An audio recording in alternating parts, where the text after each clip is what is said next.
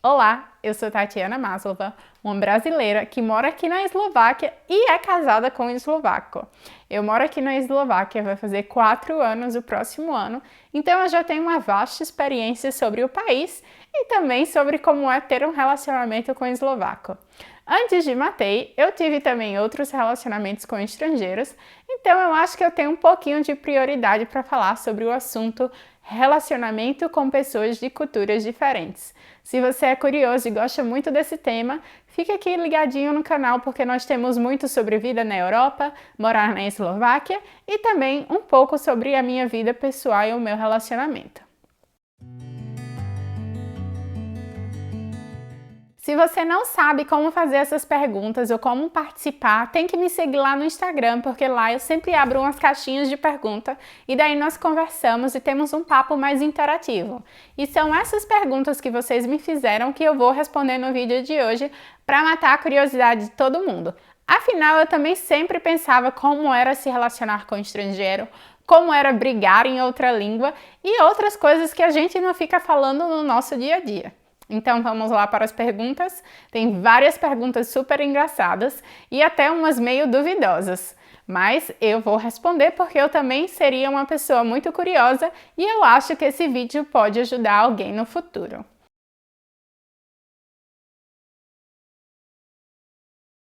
Bom, meu conselho para se relacionar com o eslovaco é ter muita paciência. Eu sei que isso pode parecer um pouquinho clichê, entretanto, quando você se relaciona com uma pessoa aqui da Eslováquia, que é do outro lado do mundo, que tem uma cultura completamente diferente da nossa, você tem que ter paciência. Geralmente, eu não posso falar por todo mundo, né? Mas geralmente os eslovacos são mais tímidos, mais calados, não falam tanto assim das suas emoções. E eu sou uma pessoa que sempre abre a boca para falar de qualquer coisa que eu estou sentindo, então isso para mim foi uma dificuldade muito grande. Não relatar o que você sente pode ser algo da personalidade da pessoa em si, pode ser que o meu marido é mais tímido, mas eu acho que de forma em geral, os eslovacos não falam muito sobre o amor e sobre como eles se sentem, então até às vezes um pouco desconfortável, você não sabe se a pessoa está naquela mesma vibe que você. Então, paciência é a palavra-chave, não só para um relacionamento com um eslovaco, mas com qualquer pessoa, né, gente?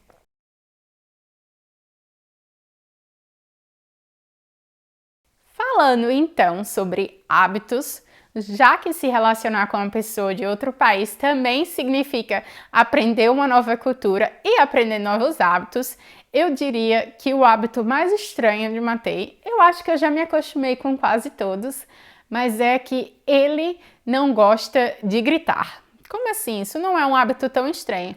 Mas a primeira vez que ele foi para o Brasil e ficou na casa da minha mãe, ele via que a gente gritava assim um com os outros, não gritar de ser mal educado. Mas na casa da minha mãe tem 2 andares. Então, se eu estivesse no primeiro andar e ela estivesse lá embaixo no térreo, eu só gritava, mãe, é! E na casa da mãe de Matei também tem 2 andares. Mas se ele quiser falar com a mãe dele, ele vai descer até a mãe dele e eles vão falar super baixinho, tipo... Nem parece que eles estão conversando de verdade, então isso para mim é um hábito muito estranho.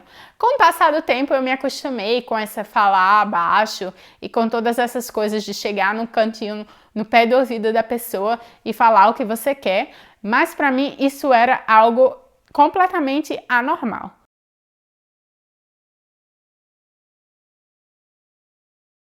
Eu acho que minha mãe sempre me apoiou em todas as loucuras da vida. Quando eu quis receber estrangeiros em casa, ela me apoiou. Quando eu quis morar fora, ela me apoiou. Então, para mim, já era um pouco mais fácil ter essa convivência com a minha mãe, essa conversa.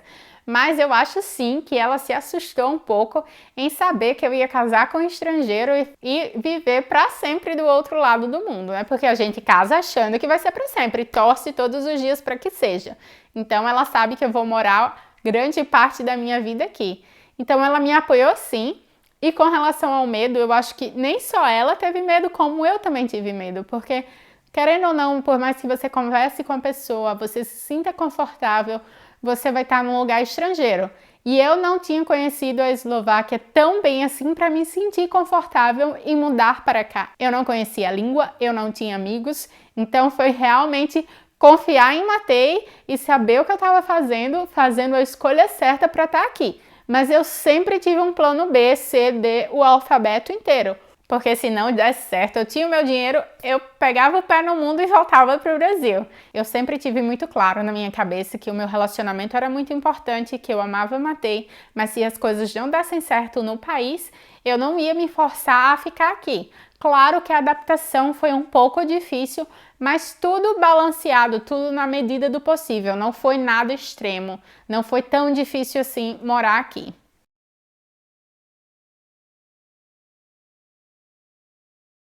Então, não foi tão difícil morar aqui e não está sendo até hoje. Mas se eu olhar para quando eu mudei aqui e assim que eu cheguei, pode ter toda a certeza do mundo que eu reclamava o tempo todo. Eu reclamava do clima, eu reclamava das coisas que não funcionavam, eu reclamava da língua. Então foi assim, um mindset que mudou. Então, se eu passei a reclamar 90% do tempo, hoje eu tento olhar as coisas de outra maneira e não reclamar tanto. Então, minha adaptação foi ficando mais fácil. Também são alguns anos, eu já ignoro algumas coisas que não dão certo e sei que é assim mesmo. Infelizmente, eu não posso mudar nada sozinha, mas eu acho que você tem que estar muito aberto para mudar para outro país. E como eu vim da Holanda para cá, isso foi um bloqueio, porque eu sempre amei a Holanda, eu sempre achei que as coisas funcionavam muito bem lá, então eu me sentia um pouco como se eu estivesse retrocedendo, indo para um país super diferente, que nada funcionava, mas era só também minha perspectiva, era só como eu me sentia naquela época. Então sim, a adaptação foi difícil, até porque, se vocês quiserem, eu posso fazer outro vídeo sobre... Eu passei muito tempo sem trabalhar por causa do meu visto, eu tive que voltar para o Brasil, porque o meu visto não saiu no tempo determinado, e eu não ia ficar aqui legal, então eu voltei durante o processo. Entre casar e receber meu visto demorou muito mais tempo do que o esperado. Então eu tive que voltar para o Brasil e isso também piorou. Não foi com a adaptação assim direto. Eu acabei voltando para o Brasil, ficando uns meses lá, voltei para cá, então recomeçou tudo de novo. E para piorar, eu cheguei durante o inverno. Então estava super frio, não dava para fazer tantas coisas na rua, as pessoas não ficavam na rua. E eu sou muito friorenta, então eu cheguei, no primeiro dia que eu cheguei na Eslováquia, estavam menos 10 graus. No outro dia eu já não conseguia nem falar, porque minha garganta fechou completamente. Então eu não indico inverno para você chegar em lugar nenhum. É claro que é bom conhecer o inverno do lugar para você saber com o que você vai estar lidando, mas se eu tivesse chegado na primavera ou no verão, eu teria me apaixonado mais fácil pelo país, porque eu poderia estar saindo, fazendo amigos, do que chegar no inverno e só ficar trancada dentro de casa.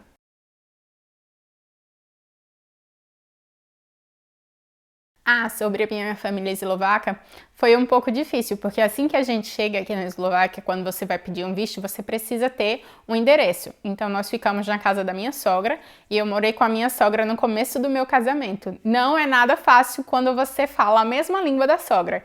Imagina não falar nenhuma língua em comum com sua sogra. Então foi um pouquinho complicado. As minhas cunhadas falam inglês muito bem e os meus sobrinhos, né, os sobrinhos de Matei. Mas a minha sogra e o nosso relacionamento era nada, era com mímica. E ela sempre quis que eu falasse muito eslovaco, o que no começo eu resistia muito. Então ela me corrigia quando eu falava, não foi assim, eu amo minha sogra, a melhor amiga do mundo. Foi mais um processo até a gente aguentar uma outra e agora a gente tá mais normal, porque cada uma na sua casa já há alguns anos. Então ela sabe que eu cuido bem do filho dela, que eu o amo. Então ela ficou mais mansa depois disso.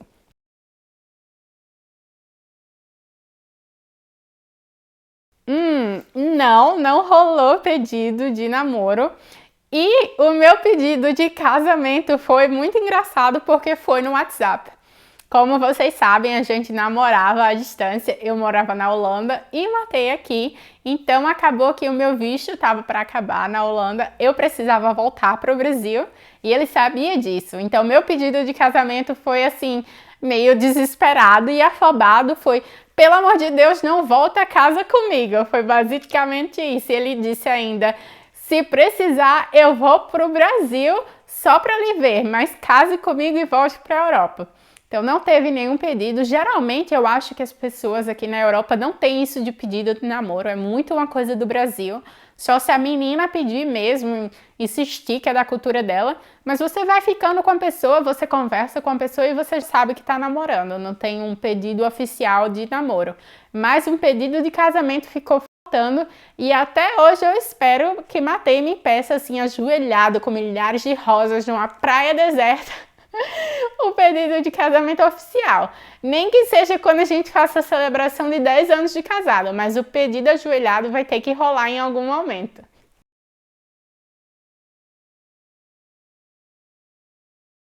Então, já que nós tínhamos um relacionamento à distância, e é claro que você não pode ver a pessoa todo dia, é muito diferente, você sente mais falta, você precisa ficar mais em contato na internet, o que ajuda demais. Imagina você ter que mandar cartas para o seu amado, como acontecia antigamente, demorava séculos e as cartas se perdiam. Então hoje você está lá no WhatsApp, você manda foto, mas eu acho que o maior tempo que nós ficamos separados foi entre eu ir para o Brasil e Matei ir lá para a gente casar. Eu voltei da Holanda para o Brasil em novembro de 2017 e Matei só foi para o Brasil em fevereiro de 2018.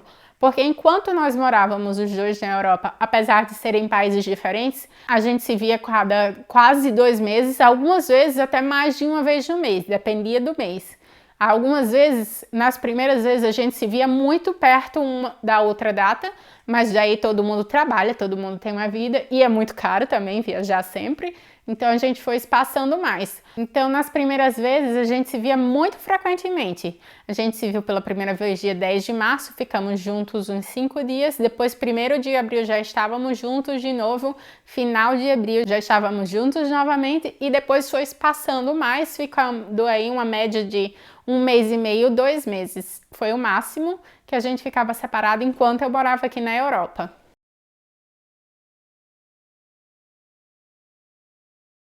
Eu acho que a maior dificuldade de um relacionamento intercultural é você entender realmente, não entender da boca para fora, mas entender que a pessoa não vai rir das mesmas coisas que você, que vai existir uma barreira cultural, não importa quão bem vocês dois falem a língua que vocês se comunicam. Eu e Matei falamos o inglês e eu acho que a gente nunca vai trocar essa língua, porque a minha língua do amor com Matei é o inglês. Existe até um livro chamado As 5 Linguagens do Amor, eu acho que é esse o livro, eu vou deixar aqui para que vocês possam ver, mas ele fala em como as pessoas demonstram amor. Eu sou uma pessoa que demonstra o amor com serviços eu digo fazendo algo para a pessoa, ou falando muito que eu a amo, e Matei é uma pessoa completamente diferente de mim nesse sentido. Então acaba que a forma com que eu achava que ele deveria demonstrar o amor por mim, ele não mostra. E do jeito que ele mostra, eu achava que era muito diferente. Então você acaba tendo que se adaptar literalmente a outra pessoa, não só porque ela é uma pessoa diferente, mas também tem a cultura envolvida, a língua, o jeito que você fala. E principalmente no começo do relacionamento, ou quando você está aprendendo uma língua, quando você não é tão fluente, fica-se um pouco desconexo. Algumas coisas que você fala, alguns erros que você comete. Por exemplo, quando eu ainda estava falando com o Matei, que nós nos conhecemos online, nós trocávamos as mensagens em inglês. Eu cometi um erro ortográfico em inglês. Tem yours, que é seus, e tem ours, que é nosso. Então, nós estávamos falando uma vez sobre filhos, do geral, se a gente queria ter filhos e alguma coisa do gênero. E daí eu escrevi para Matei, os seus filhos, blá blá blá. Só que eu escrevi com our. Então foi super engraçado e vergonhoso, porque eu nem namorava com Matei e eu já estava falando dos nossos filhos, mas só foi um erro ortográfico. Isso acontece literalmente várias vezes. A próxima pergunta é sobre as brigas. Então, imagina você brigar em inglês ou qualquer outra língua que você não fala fluentemente. Se até em português, na hora da briga, você nem sabe o que falar, quando é em inglês, às vezes você esquece a palavra, você tem que procurar, você não consegue se expressar normalmente, porque você tá com aquela fúria e aquela raiva. Então acaba que algumas vezes você nem briga, para não ter o problema de não se entender, ou você briga e você para de brigar porque você fica tentando lembrar as palavras, ou você pergunta ao seu parceiro como fala aquela coisa e daí começa a discussão de como fala aquela coisa e a briga se encerrou. Então é sempre muito jogo de cintura para não se ofender com coisas poucas, porque algumas vezes, principalmente os brasileiros, se sentem muito ofendidos com algumas coisas que aqui é normal. Aqui nunca aconteceu nenhum problema desse, eu acho que como eu já estou integrada na cultura dele faz algum tempo, mas ele acha estranho alguns hábitos do Brasil, não só hábitos meus pessoais, mas também da população em geral, ou como a gente demonstra alguma coisa, ou como a gente faz alguma coisa, e essas pequenas coisinhas que às vezes não seriam brigas, porque as pessoas são do mesmo país e têm o mesmo ponto de vista, acontecem que podem ser brigas quando você tem um relacionamento intercultural.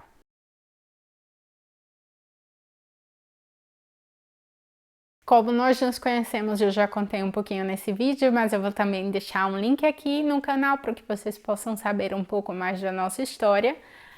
Sim, nós queremos ter filhos. Eu sou louca para ser mãe. Não faço ideia de quando isso vai acontecer ou de quantos filhos serão. Porque se eu tiver muito dinheiro e tiver paciência, eu queria ter 4 filhos. Mas Matei não tem condições de ter 4 filhos porque ele disse que eu ia ficar louco. Então a gente reduziu o número para 3. Então, se algum dia isso acontecer, vocês vão saber claramente. Eu também não sei, né? Eu digo que quero ter muitos, daí depois só tenho um, porque não aguentei a barra e ser mãe fora de casa, num país desconhecido, numa língua que eu não falo, não deve ser nada fácil.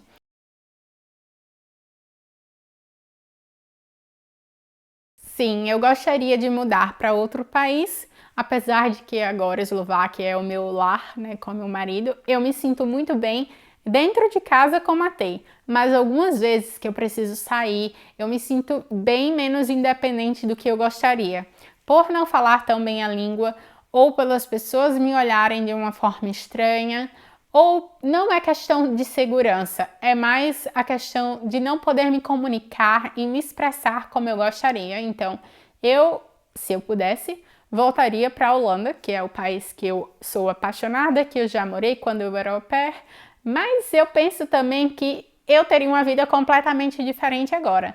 Então, se eu voltar para a Holanda, talvez a experiência não seja tão boa. Por enquanto, nós vamos continuar por aqui. Não tenho nenhuma ideia se a gente vai mudar algum dia, mas eu gostaria de esperar todo o tempo para mudar como europeia, porque, como vocês sabem, eu só tenho um passaporte brasileiro.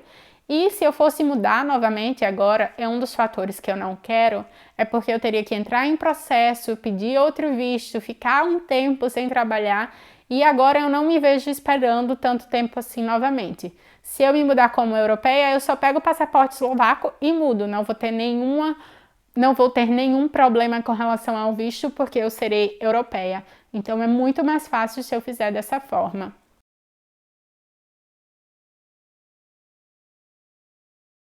O que mais foi diferente no nosso casamento no começo foi certamente falar inglês 24 horas. Eu já estava bem acostumada lá na Holanda, só falava inglês. Falar inglês para mim nunca foi um problema. Mas quando você mora junto com a pessoa, e como eu não conhecia nenhum brasileiro, que era diferente da Holanda, porque eu conhecia milhares de brasileiros, eu senti um pouco todo dia cansada mentalmente, porque eu estava tentando aprender eslovaco, eu só falava inglês com o Matei 24 horas, eu nunca tinha ficado com ele 24 horas por mais do que 20 dias, que foi o máximo que a gente tinha ficado junto antes de casar, e eu morava com a minha sogra, então isso foi o que é mais diferente. Além disso, também os hábitos, que para mim algumas vezes é tipo tomar chá, andar de pantufa, essas coisas assim bem bestas eram uma dor de cabeça para mim no começo. Tudo foi diferente, não teve só uma coisa, foi um zilhão de coisas juntas. Mudar de país, ficar casada, morar com a minha sogra, tudo junto foi assim, bum, uma explosão de sentimentos que afloraram em mim e eu não sabia como lidar. E eu tive que ir lidando com cada um aos pouquinhos porque eu não tinha nenhum amigo, então eu estava fazendo tudo sozinha por aqui.